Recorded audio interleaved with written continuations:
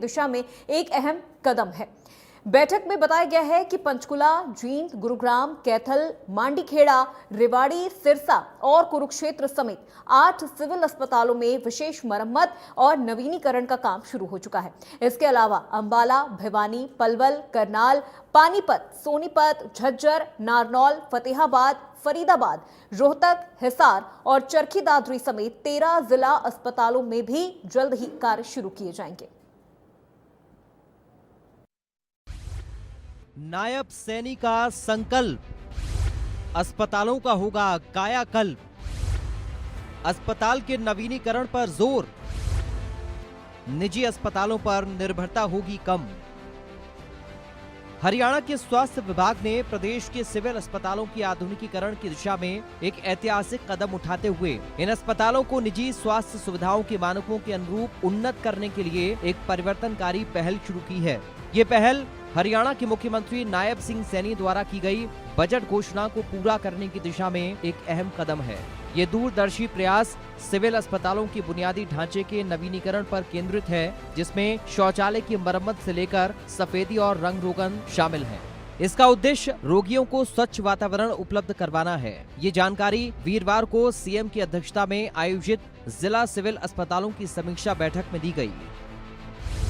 8 civil अस्पतालों का नवीनीकरण। बैठक में बताया गया कि पंचकुला, जींद, गुरुग्राम, कैथल, मांडीखेड़ा, नूंह, रेवाड़ी, सिरसा और कुरुक्षेत्र समेत 8 सिविल अस्पतालों में विशेष मरम्मत और नवीनीकरण का कार्य शुरू हो चुका है। इसके अलावा अंबाला, भिवानी, पलवल, करनाल, पानीपत, सोनीपत, झज्जर, नारनौल, फतेहाबाद, फरीदाबाद, रोहतक, हिसार और चरखी दादरी समेत 13 जिला अस्पतालों में भी जल्द ही कार्य शुरू हो जाएगा। इस योजना के तहत बिजली की मरम्मत, बेहतर लाइटिंग व्यवस्था और रोगी देखभाल तथा कर्मचारियों की कार्यकुशलता में सुधार के लिए विश्वसनीय एयर कंडीशनिंग आदि आवश्यक सुविधाओं का सुदृढ़ीकरण शामिल है। आंतरिक सड़कों की मरम्मत और अस्पतालों के संकेतों को ठीक करने जैसे व्यवहारिक सुधारों से आवागमन आसान होगा और आगंतुकों और स्वास्थ्य कर्मियों दोनों के लिए एक बेहतर वातावरण तैयार होगा। अस्पताल भवनों के सुधारीकरण के साथ साथ अग्निशमन सुविधाओं को मजबूत किया जाएगा। इसके अलावा बागवानी सुधारों के माध्यम से अस्पताल परिसरों में हरियाली लाई जाएगी। निजी अस्पतालों पर निर्भरता होगी कम। बैठक के दौरान सीएम सैनी ने कहा कि उन्होंने सदन में राज्य भर के सभी सिविल अस्पतालों के आधुनिकीकरण और उन्हें मरीजों के लिए आधुनिक सुविधाओं से सुसज्जित करने की घोषणा की है। उन्होंने राज्य सरकार की इस प्रतिबद्धता पर जोर दिया कि सिविल अस्पतालों में आने वाले हर मरीज को सभी जरूरी सेवाएं मिलें। उन्होंने कहा कि सभी सिविल अस्पतालों को उन्नत उपचार सुविधाओं से सुसज्जित किया जा रहा है ताकि लोगों को इलाज के लिए निजी अस्पतालों में न जाना पड़े।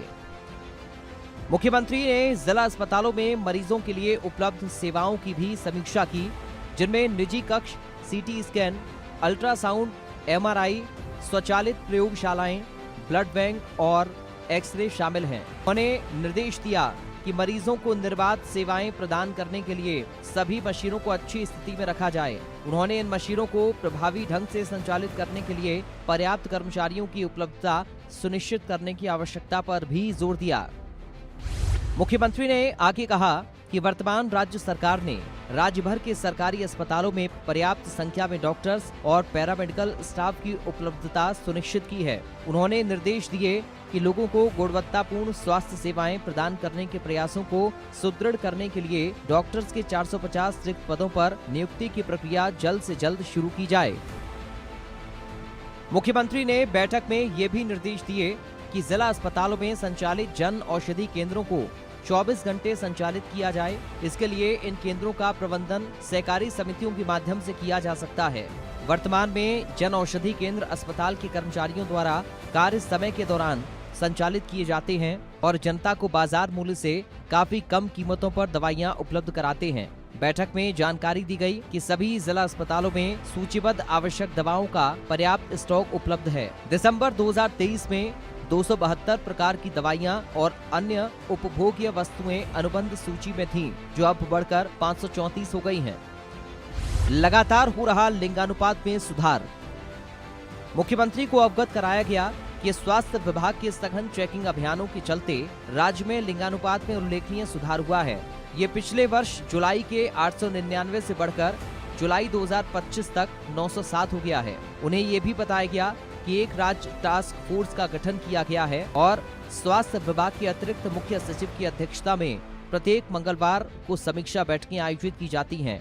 एमटीपी केंद्रों से प्राप्त रिपोर्ट्स का बारीकी से विश्लेषण किया जाता है और 2 जीवित बेटियों वाली गर्भवती महिलाओं पर एमटीपी करने वाले किसी भी केंद्र की कड़ी निगरानी की जाती है।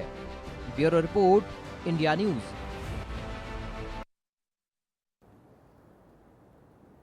तो हरियाणा डायरी में मेरे साथ फिलहाल बस इतना ही। प्रदेश की तमाम खबरों के लिए आप देखते रहिए इंडिया न्यूज हरियाणा।